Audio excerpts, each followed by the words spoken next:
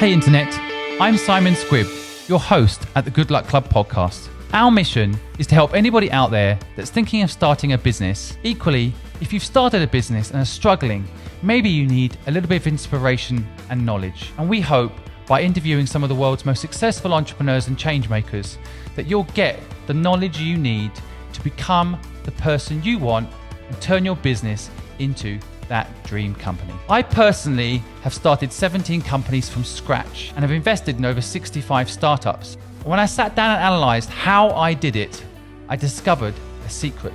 It was all luck. I'm here to tell you, in my opinion, without luck, it ain't gonna work. Each week, I will discuss with my guests this theory and see if luck is a skill as I feel it is. I hope you enjoy our episode this week. Welcome to this week's episode of the Good Luck Club. I believe in telling real life stories, entrepreneurs that have been there and done it, and those that aren't necessarily Elon Musk, but might one day be just as inspirational. Today, I'm lucky enough to have Lavine Hemlani. He is the founder of Xccelerate, one of Asia's leading innovation platforms, and he'll tell us about it today. Lavine, welcome to the Good Luck Club podcast. Thank you for joining us. It's a pleasure. Well, I always like to start off the podcast just by asking you to give a quick introduction to our audience about you and what you're about. Fantastic. I was born and raised in Hong Kong. Started my career in investment banking in New York. I worked at a firm called Lazard doing mergers and acquisitions. I graduated from the University of Chicago. After starting my career there, I had a chance to kind of discover through the use of a career transition, a chance for a calling or a purpose in education. I had a chance to leave Wall Street and began this journey around the world, traveled the world for about 6 months, and that led to a genuine passion for education. And for the last 3 years, I've been running a company called Xccelerate.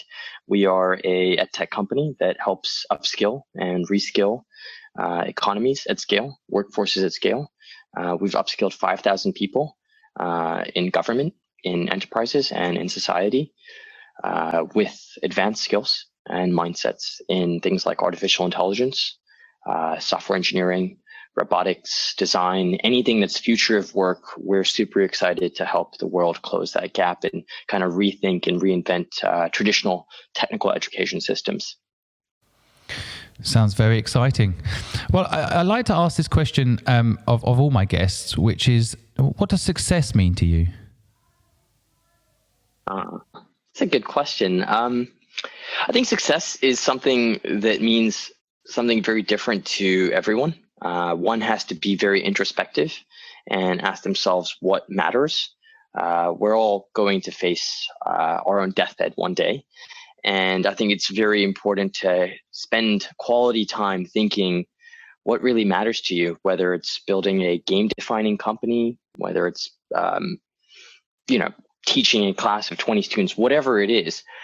For me personally, I'm really excited to try and inspire millions of people to learn really amazing skills in future technologies like AI and data science and robotics and IoT, whatever it may be. And I'm truly, truly inspired by what these people can learn. And if given the right direction, solve some of the world's greatest challenges like climate change or ocean conservation or growing our forests again or helping us get into space or healthcare like COVID and cancer research using deep learning. So I think there's this beautiful impact that education and people with advanced technical education and mindsets can do to basically solve the next generation of world challenging problems. And this ripple effect to me gets me fired up at 5:30 in the morning every day. I think success is really just, if you know what you want and you can get there as fast as you can and feel really excited and mesmerized by what you're doing and like bring as much light and positivity to the world and really help improve lives. I mean, that is what it is for me. And so if I'm doing that, then I believe success, it's a never ending thing. I don't think you should ever stop. right? If you want to build companies, keep building companies till the last day of your life. If you want to keep improving in some areas, but success is like having this feedback loop that never stops, and you're just constantly saying, how can I get bigger, better, faster, add even more value to society and to those around me? That's what it means to me. Thanks. I think it's an interesting way of looking at it. I mean, what I take is that basically success is an ongoing process, and it's a feedback loop. I like that. That's a good insight.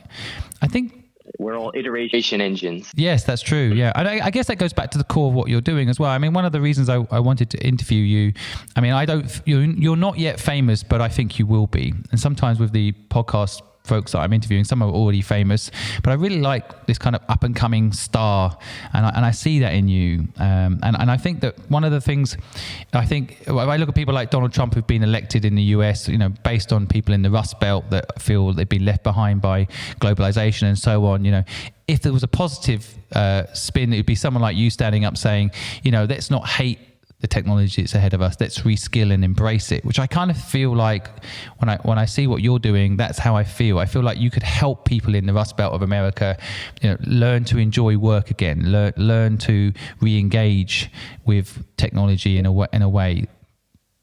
Yeah, and it goes across to some of the enterprises as well. COVID has disrupted retail. Well, come up with new business models where your people feel excited about doing new projects.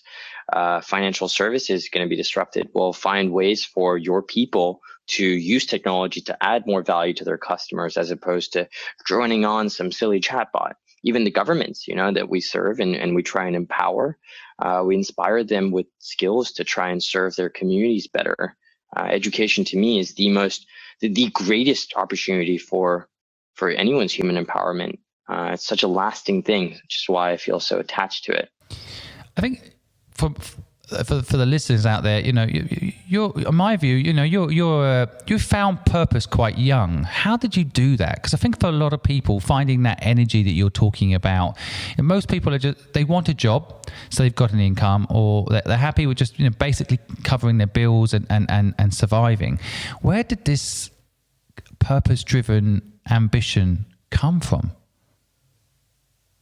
I wasn't always like that. It was a few years ago. I was working in Wall Street, and I did enjoy, I guess, some of the perks of working on amazing deals. Lazard was a great place to start your career, and obviously starting in those sort of firms gives you a certain lifestyle. And living in New York was really about just paying bills and having fun when I was 21, and obviously learning a lot. I think what helps is being super authentic and honest. And while I was enjoying the work, I didn't feel like it was the greatest contribution I could have, or it didn't feel like it was really me. I started to think, what do I truly want? And I had a chance to leave that job on really good terms. And rather than just jump into the next job, which is another hedge fund gig, which all my life I thought I'd go into hedge funds and pursue sort of the buy side investment research, I felt that spending a few months to really, really be deeply introspective on who I was and what I wanted from life would be a very valuable use of time. I think there's so much clutter, and to find purpose means self-reflection and silence. And so I took this 6-month period where I traveled to some of the craziest parts of the world, like Bolivia and Namibia and Jordan and Iran. And I kind of was this adrenaline junkie. I was doing all these crazy things every day. I wanted to just scare the living daylights out of myself every day, to show myself that, doing things that are off the beaten path, it's the right way to live. I mean, at least for me, it was do things that just scare you, that excites you. If you fear something, just keep doing it. Part of going into that comfort zone of like going deeper and deeper was a chance to build a school in a part of Africa, in Namibia. And I think it was a very natural, kind of like you fall in love with someone, or you feel a natural connection with certain mentors or business partners or colleagues. You have to be very authentic and let your heart kind of guide it. And it was one of the most cathartic and beautiful experiences of my life. 8 years of trying to chase hedge funds and Wall Street. It was great career, but it wasn't, wow, this is absolutely beautiful. This is the stuff of legends. Like, I want to really do this, even if I didn't get paid. And so education and purpose, I think one needs to just try and stick to something that they can stand for and say, this is something that kind of leaves my mark on society, kind of leaves a legacy. And we're not all built like that, but I think starting to look internally rather than externally is a great starting point, no matter what your age. I think a lot of people don't do it. I think you're unusual, and for the listeners out there, I think there's a lesson to be learned here, and I want to understand how you unplugged. So you have this hedge fund job, it's paying you really well. How did you quit that and go and have this internal reflection? What caused it?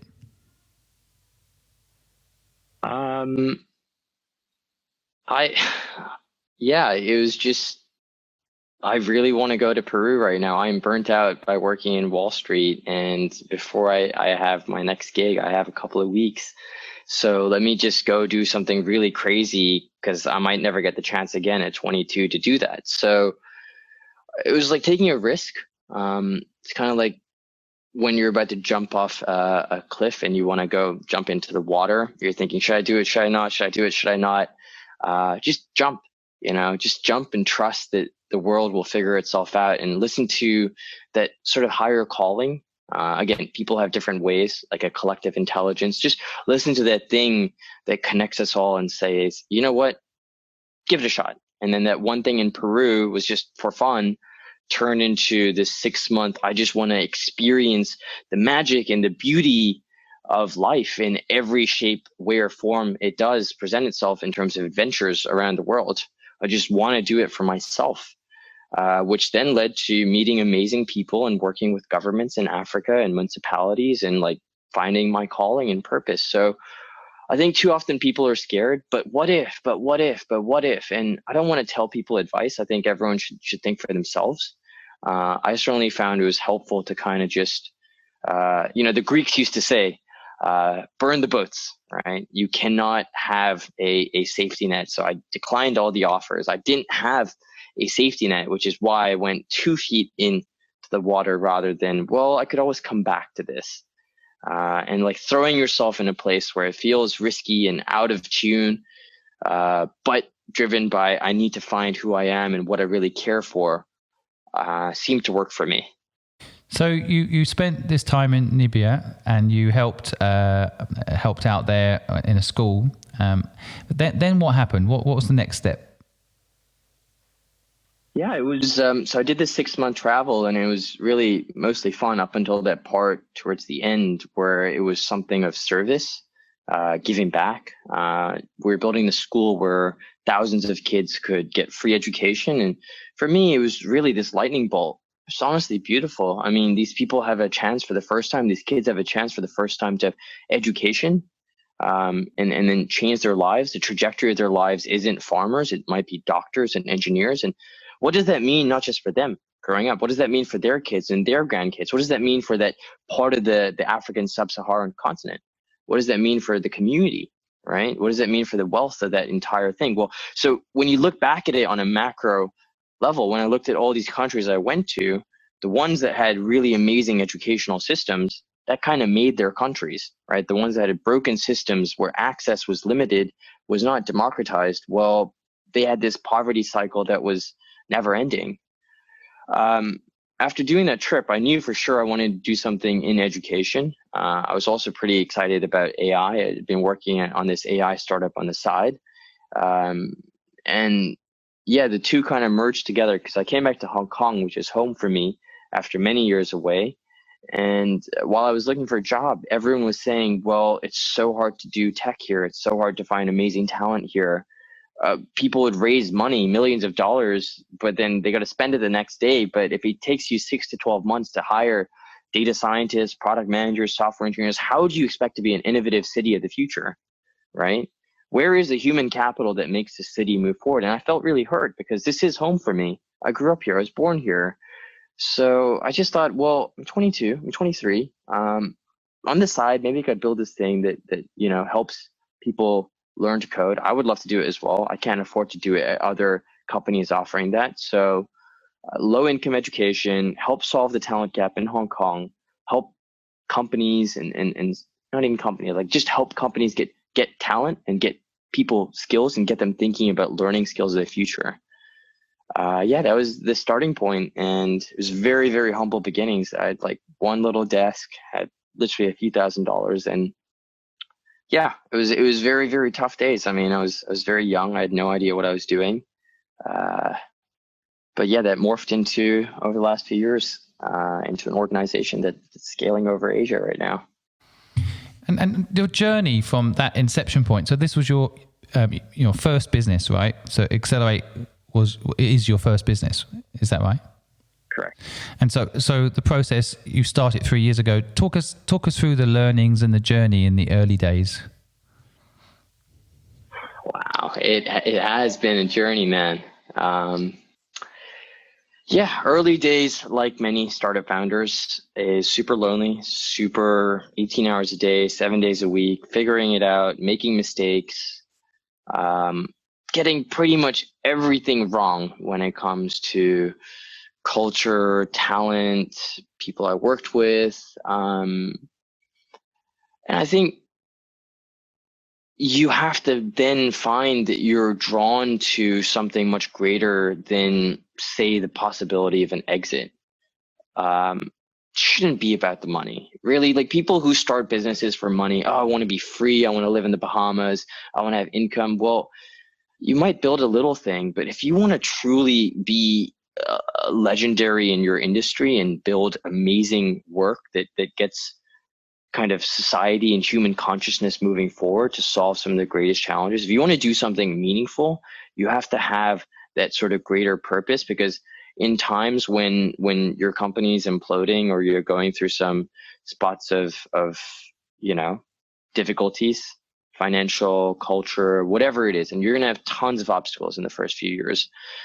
And you'll have obstacles throughout your life as an entrepreneur. At every stage it gets harder, but easier at the same time, which is a funny thing. But you have to have that sort of North Star, that grounding thing that gives you the shock absorber that says, well, I got punched in the face really hard, but I'm going to come back tomorrow and I'm going to figure this thing out no matter what, because you're committed to a cause.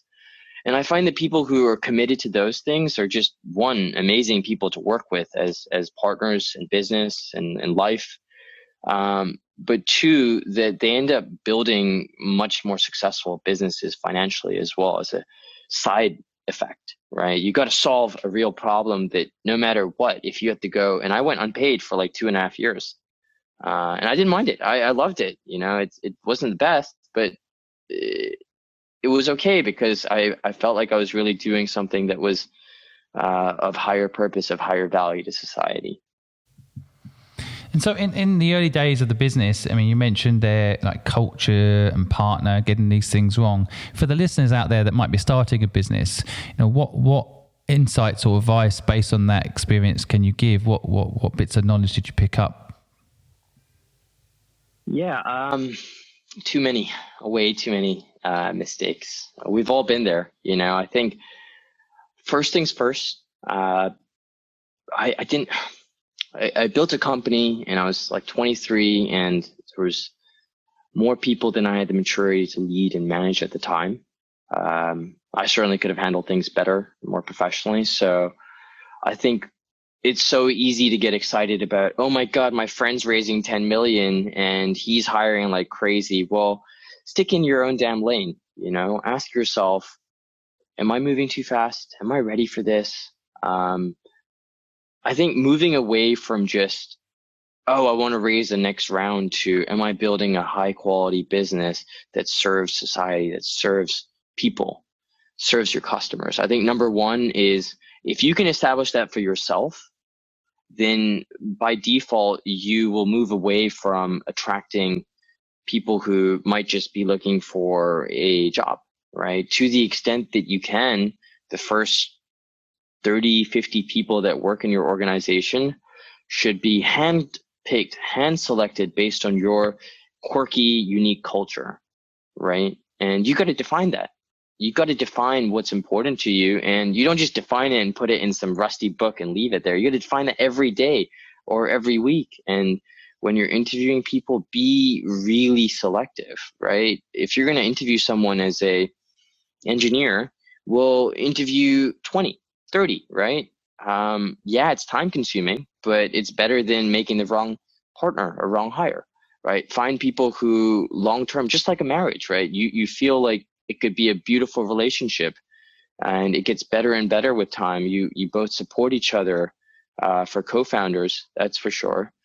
And then for sort of people that work for you, looking at amazing people, and then looking at amazing people, but comparing them with amazing people who don't have that passion for your business, that I think was something I wish I learned, right? Someone could be super talented, but not care about what you're doing. Someone could be not so talented, super eager to learn, and lives and breathes and is excited about your mission and your product and your service to no extreme. I think it's obvious now, right, that one should go for the latter. Yeah, I think that's a very good point on the employment side. I've had exactly the same experience. You can have on paper these brilliant people, but in reality, what really matters is that they buy into the mission of the business, right? And that's why it's so important to be clear on the mission early on. So yeah, totally right. But and don't hire like 20 people in your first 6 months. That's would not do that. I did that. I would not do that. I would slow it down and really get it step by step. There's no rush. You're only racing against yourself. Are you the only founder? Do you have a co-founder in the business? I did at a certain point have a co-founder. The business went through a major restructuring, and at this stage, I have some very, very capable people working with me as part of the executive team, but do I have a co-founder right now? No. So just again, these podcasts are all about trying to share your learnings of building a business with other people. So what went wrong? What can you say without hurting anybody's feelings? What went wrong with the original co-founder partnership? So one person felt like taking over the world of education and really impacting, inspiring millions, and, going blazing fast and solving this education to employment crisis at a global tectonic level. And one person felt slightly more inspired and attached to be a local change maker, and focus only on a certain demographic in Hong Kong and really get that. And so it's not right or wrong, right? I think people want different things, and you need to be super clear. If something is working, great. And if it's not working, I wish, in business, people want to avoid the difficult conversations. I'm guilty of it. In business, people want to avoid the thing that hurt people, and just having radical transparency and saying, you know what, this isn't working, or we clearly want different things and we've tried to compromise, like it's not working. Don't force it, right? I've never tried, at least now after I've learned a lot, don't force people, don't force things. If they don't have it internally to want to work at this organization or want to be your partner or your customer or your, even your friend, right? It goes with every, business is just relationships. It's just people. So with any relationship, whether it's family, friend, romantic, business, investor, whatever it is, I think, is this going to be beautiful and add energy to both of us and make us better as people? Or is it not? Well, if there's going to be even slight thoughts of negativity, life's too short for that. Like, just remove all that, right? Remove all that negativity, remove the past, remove all this lack of alignment on certain things, and spend your time and energy on things and people who do. And I guess to add to that, I think what's really important is having like a self-iteration engine. You just have to take in learning, take in feedback from the world, from yourself, from internal, from external, from every interaction, and being slightly more reflective. I wish I'd done it earlier on what is going on, and then processing that. It's almost like you're training an AI algorithm. You got to train it. You got to train your brain so that you can learn from that feedback. Otherwise, you're just go, go, go. Oh, I'm in 20 meetings a day. Well, you're not spending any time being thoughtful of your use of time and use of sort of passion with the people around you. Yeah, I think this is a really interesting element. I think we could go really deep just on this subject, because I think the co-founder relationship is fascinating. And I get you've been very diplomatic the way you described two people there. So I think I know which one was you. But I think that the whole point, most people spend so much time when they build a business talking about the brand name, and they talk about what the company might do, but they don't align on things like growth strategy. They don't align, as you say. And I think growth strategy relates to culture. Because if your growth strategy is to go global, then you need to go fast. You need to take some risks and hire lots of people and so on, right? And if you're not aligned on that growth strategy, then the culture is different. Maybe, as you say, you want to be local. It's not such an aggressive timeline. It's not such an aggressive risk-taking venture. Lifestyle business. It's a lifestyle business, and like you say, there's nothing wrong with that. But I think for the learnings, I'm always thinking about the listeners when I do this podcast, and what I want the listeners to pick out from your experience and explanation of what happened to you is understand your co-partner on a friendship level, but you've got to think ahead. Are you? And it is just like a relationship. You're quite right, I think, as well on that. It's like long term. Are you going to be able to have a baby together? Are you going to have the same attitude towards the schooling? Are you going to have the same? Your baby is the company, right? Exactly. Do you both want to see your company go the same way? Sorry. Yeah. What do you want that baby to go to school locally or internationally? Do you how it's a very important thing that's totally overlooked without going too far down the baby analogy. But so I think it's really interesting. I want to get on. So a few other things that I've been thinking about. So I'm going to put you under less pressure to explain your past, because I know you're basically still living in the now. You're building your business up. It's getting very, very good traction. I think a lot of people tell me what great work you're doing in Hong Kong, and I'm also part of what you're doing. So I love it. I really love what you're doing. But I wondered what your opinion was on whether entrepreneurs are born or bred. That's a tricky one. I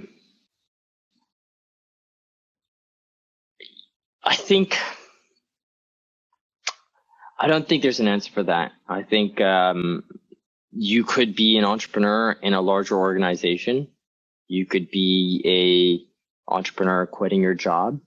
I think someone who decides to go volunteer to build a charity is an entrepreneur. Everyone has their own definition. I think we all have some ability to do great things. We're just so scared of it because as kids, you're told the sky is the limit. And then when you grow up, you realize the sky is just a figment of your imagination. It's not really reality, right? It's really the universe. So the sky is your limit. That's really a psychological limit.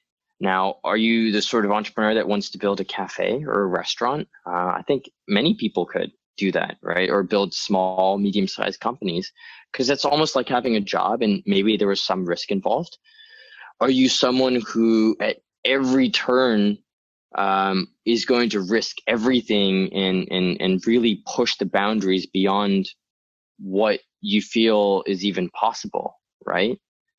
I think there's different types of entrepreneurs and people who start little societies and little businesses. Loads of people can do that. But I think as the sort of responsibility and the sort of game changingness or the scale of what you're building grows, I think very few people have the tenacity and the persistence to want to stay through a very tumultuous roller coaster. So everyone can get on the roller coaster, right? And some people should try it, right? If you want to do it, do it.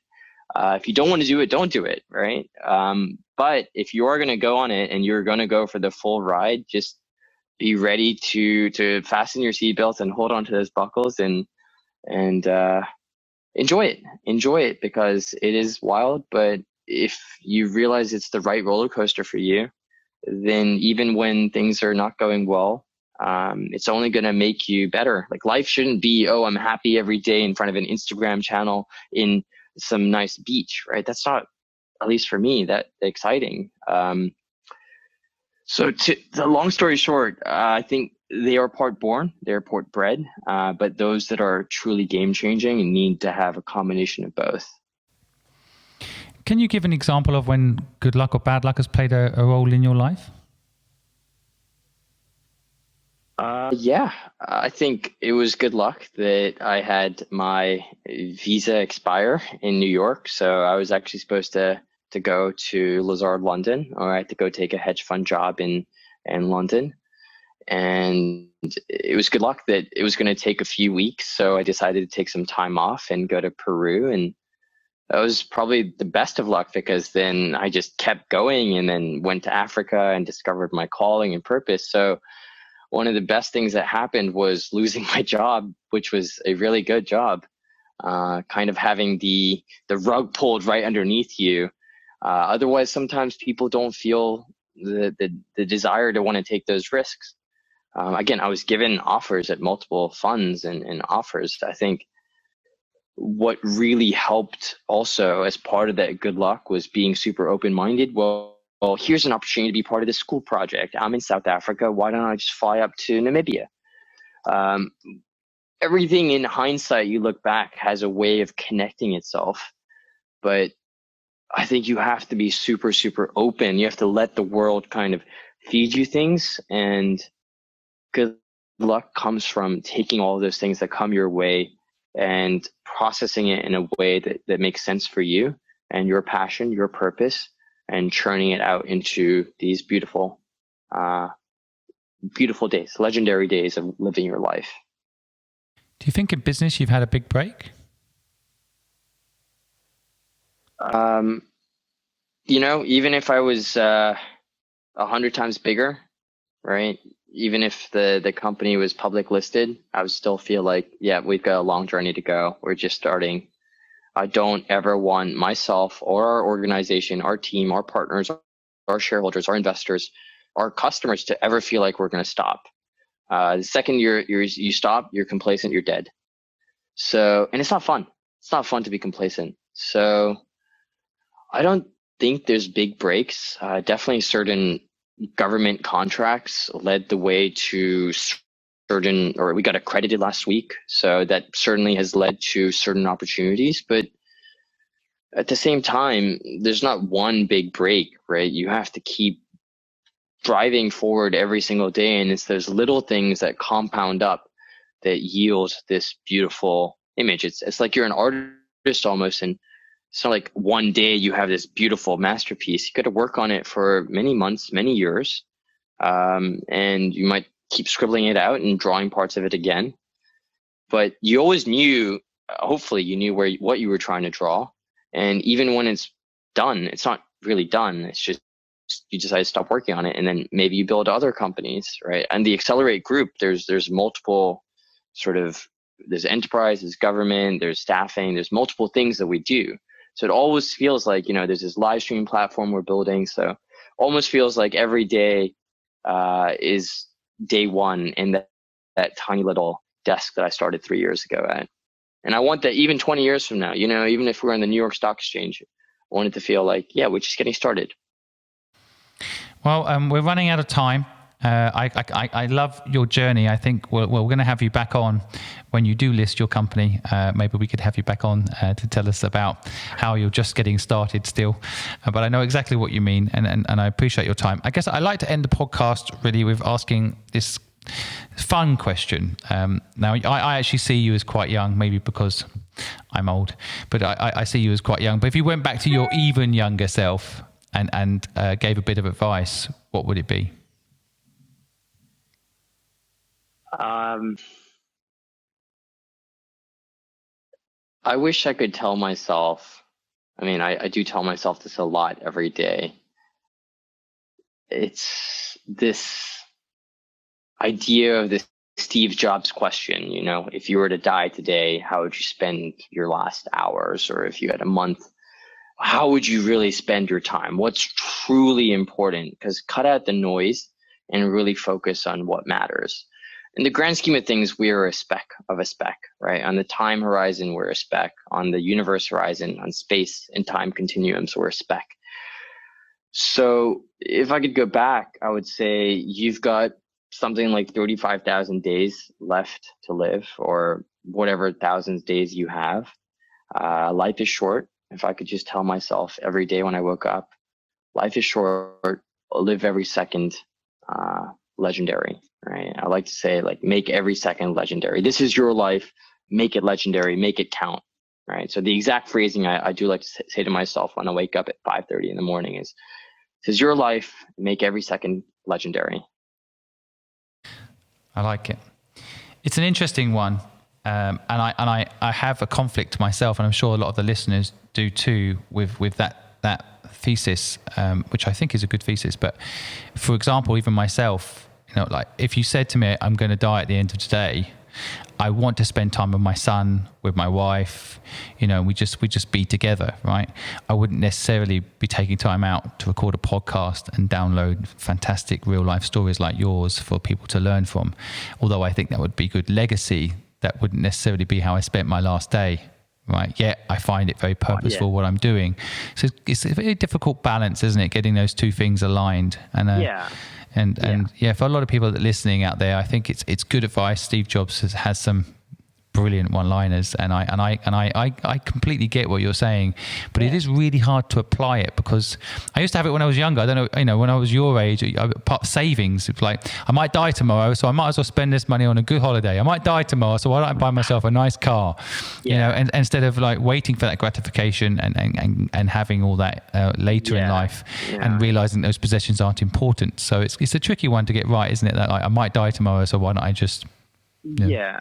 I think one way to phrase it, just as we're wrapping up, is, well, life is short. Just remind yourself of your mortality. Maybe not, oh my God, I have an hour left to live, I better call everyone. That's but hey, what are the 10 things that are probably, if I've got 10 things here, well, of these, 3 are way more meaningful and I want to do those things, versus I'm doing it maybe to look good in front of my friends or my peer, or that time where you have a chance you're in the middle of a conference and this amazing person that you respect, like the CEO of this game-changing company, is just there, and you didn't go up and talk to them, right?